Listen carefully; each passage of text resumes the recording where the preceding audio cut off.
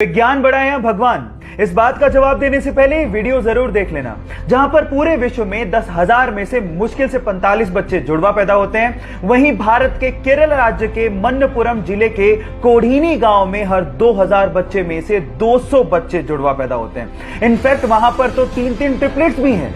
इसीलिए उस गांव को ट्विन टाउन के नाम से जाना जाता है। अब वैज्ञानिक तर्क देते हुए कहते थे कि ये जेनेटिक की वजह से होता है, लेकिन बाहर से आकर बसे हुए लोगों के भी जब जुड़वा बच्चे पैदा हुए तो ये तर्क बेतर्क हो गया। इसके बाद वैज्ञानिकों ने कहा कि ये पानी की वजह से होता है, लेकिन वही पानी तो आस-पास के गांव में भी सप्लाई होता है, लेकिन वहां पर ऐसा कोई इफेक्ट दिखाई ही नहीं दिया।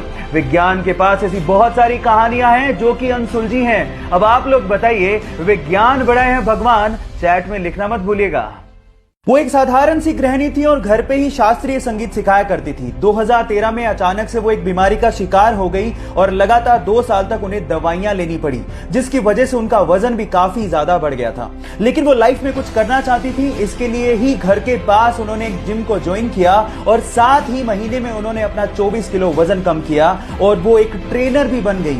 उसके बाद उन्होंने सोचा कि क्यों ना एक 6 पैक बॉडी बनाई जाए। इसके लिए उन्होंने 8 महीने की कड़ी मेहनत की और फाइनली एक रिप्ड बॉडी बना ली और एक बॉडी बिल्डिंग चैंपियनशिप में पार्टिसिपेट भी किया। गाइस, इस उम्र में ऐसा करना वाकई में बहुत बड़ी बात है। गाइस, मैं बात कर रहा हूं किरण देम्बला की, जो आज बहुत सारी महिलाओं के लिए इंस्पिरेशन से कम नहीं है।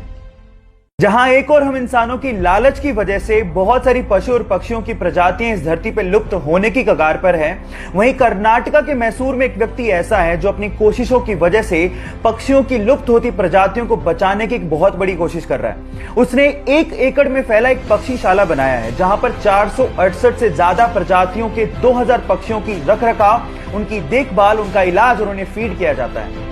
यहां पर जाने वाले लोगों का कहना है कि धरती पर किसी स्वर्ग से कम नहीं है। पूरे विश्व में इतनी बड़ी पक्षीशाला कहीं भी नहीं है, इसीलिए इसे Guinness book of world record का नाम भी दिया गया है।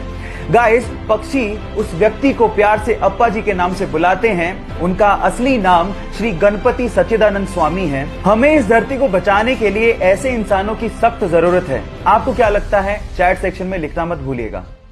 आप लोगों ने बिल्ली को तो अक्सर कुत्ते से डर के भागते हुए देखा होगा, लेकिन क्या आपने कभी कुत्ते को बिल्ली से डर के भागते हुए देखा है? हुआ कुछ यूं कि कैलिफोर्निया में जेरेमी नाम का एक बच्चा अपने घर के बाहर साइकिल पर खेल रहा था। अचानक से पड़ोस से कुत्ता आया और उसने उस बच्चे पे हमला कर दिया और उसका पैर अपने जबड़े में दबोच लिया और उसे काटने की कोशिश करने लगा। इतने में जेरेमी की पालतू बिल्ली तारा आई और उसने उस कुत्ते पे छलांग लगा दी। इसके बाद उस कुत्ते ने डर के जेरेमी का पैर छोड़ दिया। ना सिर्फ ये, उस बिल्ली ने उस कुत्ते को दूर तक धकेला भी। जैसे ही ये सीसीटीवी फुटेज इंटरनेट पे डाली गई, वो रातों रात वायरल हो गई। उसके बाद उस तारा बिल्ली को बहुत सारे अवार्ड दिए गए और आज उसे कैट हीरो कैट के नाम से जाना जाता है।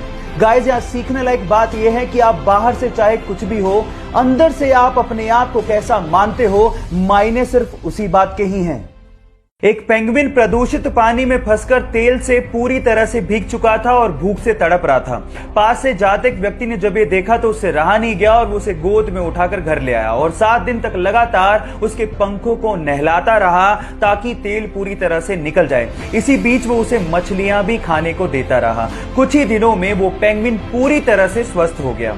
फाइनली वो उसे समंदर में छोड़ने गया।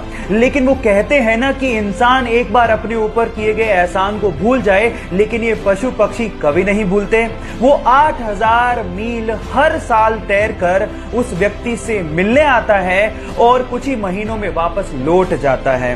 गाइस, देखभाल और प्यार का कर्ज चुकाना और उसे निभाना किसे कहते हैं, आप इन बेजुबान जानवरों से सीख सकते हैं।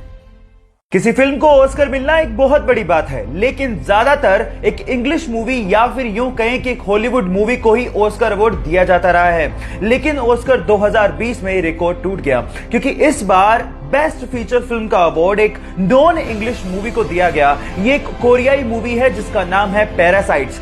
And the Oscar goes to parasite.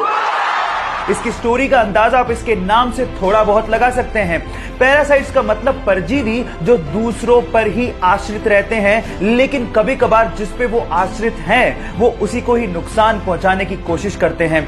दुनिया भर में ये अपनी स्क्रीन प्ले और स्टोरी के लिए सुर्खियां बटोर रही है और इस फिल्म ने यह साबित कर दिया कि अगर स्क्रीन प्ले और स्टोरी में दम है तो भाषा कोई मायने नहीं रखती है।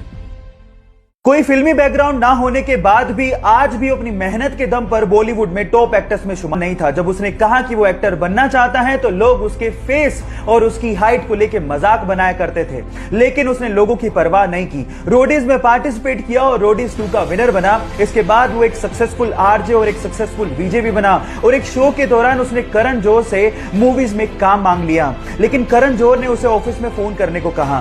3 दिन लगातार फोन करने के बाद वहां से रिप्लाई आया कि हम लोग यहां सिर्फ स्टार्स के साथ काम करते हैं, आप प्लीज बार बार फोन ना करें। लेकिन उसने हार नहीं मानी और उसके बाद क्रिटिकली और सोशली एक्लेम्ड मूवीज में अपनी धाक जमा के उसने ये साबित कर दिया कि बॉलीवुड में सुपरस्टार बनने के लिए मेहनत और अपने आप पे विश्वास होना जरूरी है।